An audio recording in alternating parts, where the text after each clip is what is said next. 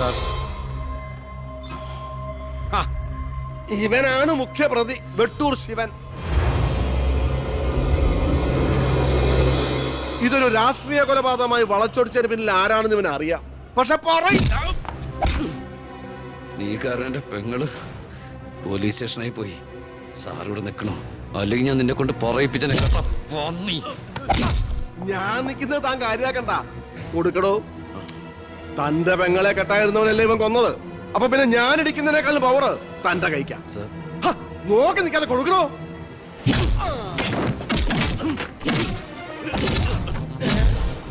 തിരിച്ചടിക്കാൻ തന്റെ അച്ചു വീടോ? ഇടിച്ചു തന്നെയോ? ഇടിക്കടോ.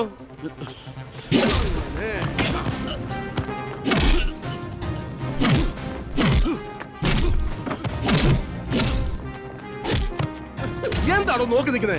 ആ ട്യൂ മാറ്റിയിടാൻ പറഞ്ഞത് എത്ര ദിവസമായി? പോയി മാറ്റിട്ടോ.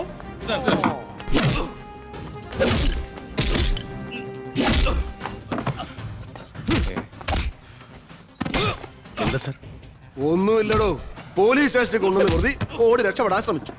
പിടികൂടിയപ്പോ പറ്റിയ മുറിവുകളാണ് ദേഹത്തെന്ന് FIR എഴുതി ചേർത്ത്.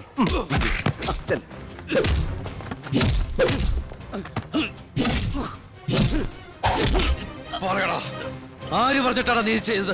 പറയാൻ ആരാടാ നിന്റെയൊക്കെ പിന്നിൽ?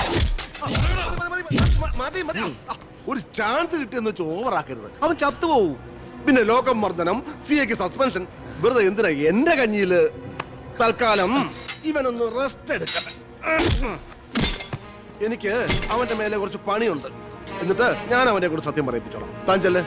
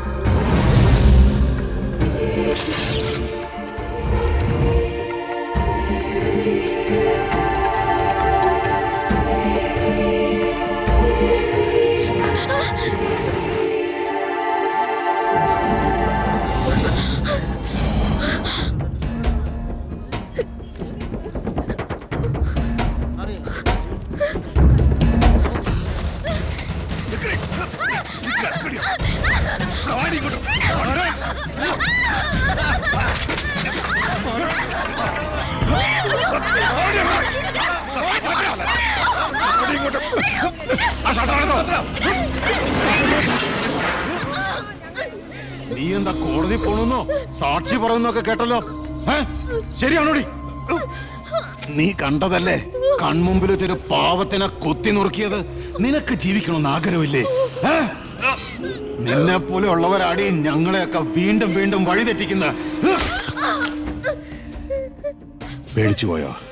ഞാൻ അങ്ങനെയാ, പെട്ടെന്ന് വയലന്റ് ആയി പോകും. മോള് കോടതി പോണം. ഒന്നും കണ്ടിട്ടില്ല, ആരാണെന്ന് അറിയില്ല. അങ്ങനെ സാക്ഷി പറഞ്ഞാ മതി.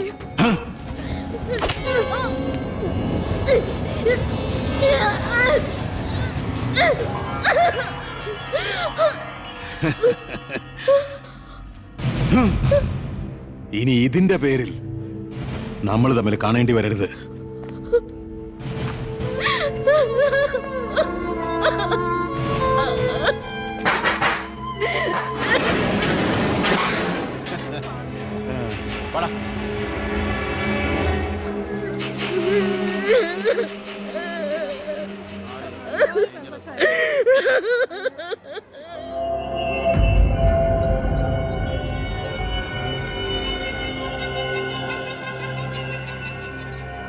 രണ്ടുപേരോട് 1000 വട്ടം ഞാൻ പറഞ്ഞതല്ലേ, കല്യാണ പ്രായ പെണ്ണ. ഇനി ആരിവളെ എല്ലാം തൊലച്ചില്ലേ? അതിനിപ്പോ ഒന്നും സംഭവിച്ചില്ലല്ലോ. ആര് വിശ്വസിക്കും? ഇത്രയും പേരുടെ മുന്നിൽ വെച്ച് മറുപടി പറഞ്ഞു പറഞ്ഞു ഞാൻ മടുത്തു. എങ്ങനെ ആശ്വസിപ്പിക്കണ്ടെന്ന് എനിക്കറിയില്ല. ഈ സമയത്ത് പറയുന്നത് ശരിയാണോന്നും അറിയില്ല. ഒരു സഹതാപത്തിന്റെ പുറത്ത് ചോദിക്കുന്നതല്ല. എനിക്കിഷ്ടമാണ് അവളെ. ഞാൻ നോക്കിക്കോളാം, പൊന്നുപോലെ. രാഷ്ട്രീയ കുടുംബമല്ലേ, അവസരത്തിനൊത്ത് പലതും പറയും. നാളെ അത് മാറ്റിയും പറയും. തിരിച്ചറിവില്ലാത്ത പ്രായത്തിൽ നീ കൊടുത്ത കത്ത് മേടിച്ചു എന്ന് പറഞ്ഞ് ആട്ടി പുറത്താക്കിയതല്ലേ ഞങ്ങളെ. ഇപ്പതാ സാക്ഷി പറയാൻ കൊണ്ടുപോയി അവളുടെ ജീവിതവും നശിപ്പിച്ചു. ഇനി എന്ത് വിശ്വസിച്ച അവളെ നിന്റെ കൂടെ അയക്കേണ്ടത്? കൊല്ലൂല്ലെന്ന് എന്താ ഉറപ്പ്? മന്ത്രിയുടെ മോൻ എന്ന പദവിയല്ലാതെ ഇവളെ കൊണ്ടുപോയി പോറ്റാൻ നിനക്ക് വല്ല ജോലി ഉണ്ടോടാ?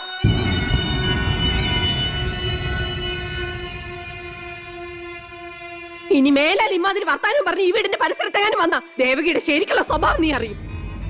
അമ്മേ, നീ ഒന്നും ഉണ്ടായിരടി. ഇറങ്ങി പോകുന്നുണ്ടോ?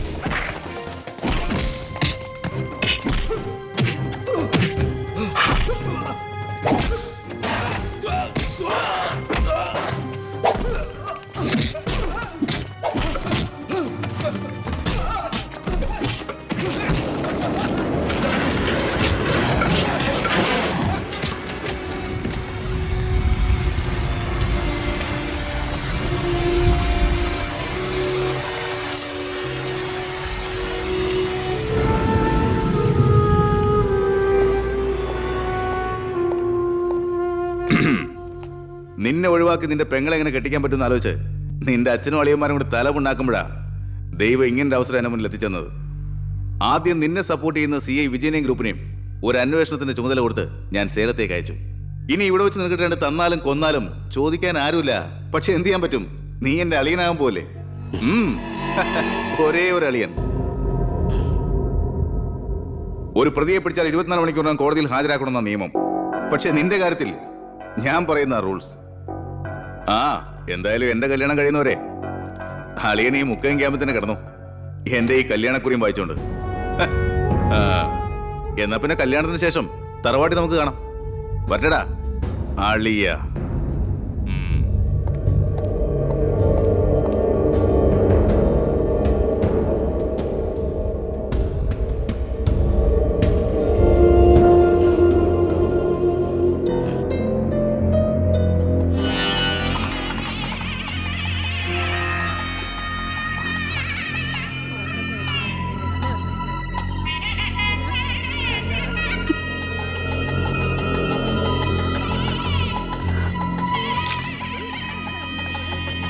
20 റെഡിയായില്ലേ? വരനും കൂട്ടിൽ ഇപ്പൊ ഇങ്ങെത്തും. ഉണ്ണിയെ കുറിച്ച് വലിയ വിവരവും കിട്ടിയോ? ഫോണിൽ കിട്ടിയപ്പോ ഞാൻ വിവരം പറഞ്ഞതാ. അവനെന്തോ തിരക്കിലാണ്, വരാൻ പറ്റില്ല എന്ന് പറഞ്ഞു. അത് ശരി. സ്വന്തം പെങ്ങളുടെ കല്യാണത്തിന് അവന്റെ ഒരു തിരക്ക്. അവനിങ്ങ് വരട്ടെ. പബ്ലിക് വല്ല അടിച്ചു കയറുന്ന ഓഡിറ്റോറിയത്തിന് ഫുൾ. അതൊക്കെ ഞാൻ നോക്കിക്കോളാം. വേറെ കുഴപ്പമൊന്നുമില്ലല്ലേ? മകളെ എല്ലാം റെഡിയാ? കുഴപ്പമൊന്നുമില്ല അല്ലേ? അച്ഛൻ ടെൻഷൻ അടിക്കാതെ. 2-3 VIP സീറ്റുകൾ ഒഴിച്ചിടണം. കേന്ദ്രമന്ത്രി വിശാൽ ശർമ്മ എയർപോർട്ടിൽ എത്തിക്കാനായിട്ടു. ഓക്കെ.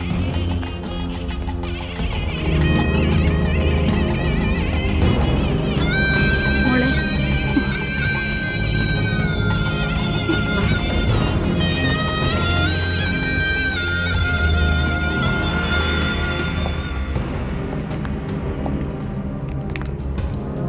7 ദിവസം മുഖ്യം ക്യാമ്പിൽ കടത്തിയിട്ട് ജഡ്ജ്മെന്റ് പറഞ്ഞു കേട്ടില്ലേ, ഇന്നലെ ഉച്ചയ്ക്ക് കസ്റ്റഡിയിലെത്താണെന്ന്. എന്തായാലും FIR ശിക്ഷ ഇളവ് കിട്ടാനുള്ള ചാർജേ ഉള്ളൂ. നിന്നെ ഒഴിവാക്കി നിന്റെ പെങ്ങളുടെ കല്യാണം നടത്താനുള്ള തന്ത്രമായിരുന്നു അതിന് പിന്നിൽ. അത് വെറും കല്യാണമായിരുന്നില്ല, കേന്ദ്രം ഭരിക്കുന്നവരടക്കം കേരളത്തിലെ സകല മന്ത്രിമാരുണ്ടായിരുന്നു. ആരുണ്ടായാലും എന്താ, ഒരേ ഒരു മകനെ ജയിലിൽ അടച്ചിട്ടല്ലേ.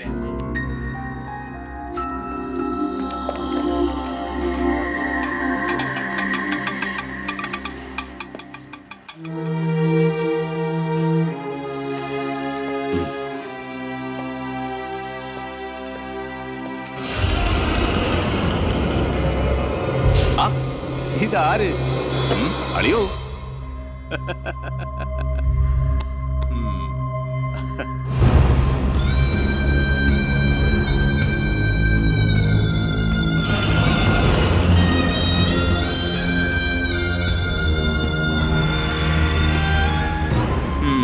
ഒരു ദൂരയാത്ര കഴിഞ്ഞ് വരുന്ന ലക്ഷണമുണ്ടല്ലോ. അളിയൻ ഇത്രയും ദിവസം എവിടെയായിരുന്നു? നീ ഇങ്ങനെ നോക്കി നിൽക്കുന്ന അളിയന് പോയി ഒരു ചൂട് ചായ എടുത്തുണ്ടോ? ചെല്ല്. എന്തിനാ ഇപ്പൊ അങ്ങോട്ട് വന്നത്? കാണണ്ട നിന്നെ എനിക്ക്. വീട്ടിലൊരു നല്ല കാര്യം നടക്കുമ്പോ നാട് നന്നാക്കാൻ നടക്കുന്നു. മന്ത്രിയായി നിന്റെ അച്ഛനൊക്കെ തിരക്കുണ്ടോടാ നിനക്ക്? ഞാനില്ലായിരുന്നെങ്കിൽ എന്താമേ, ഇവിടുത്തെ കാര്യങ്ങളൊക്കെ ഭംഗിയായിട്ട് നടത്താൻ എല്ലാരും ഉണ്ടല്ലോ. എത്തിയോ വിമതൻ? വിമതൻ. ചെറുപ്പകാലത്ത് ആവേശമായിരുന്നു എനിക്ക് എൻ്റെ അച്ഛൻ. മനസ്സുകൊണ്ട് രാഷ്ട്രീയ ഗുരുവെ കണ്ടിട്ടാ ഞാൻ രാഷ്ട്രീയത്തിലേക്ക് ഇറങ്ങിയത്. പക്ഷേ അടുത്തറിഞ്ഞപ്പോ തെറ്റുകളിൽ നിന്നും തെറ്റുകളിലേക്കാണല്ലോ അച്ഛൻ പോയിക്കൊണ്ടിരിക്കുന്നത്. എന്റെ കൂടെപ്പുറപ്പിനെ മനസ്സിലാക്കിയില്ലല്ലോ. വളരെ വിഷമമുണ്ട്, സഹതാപമുണ്ട്.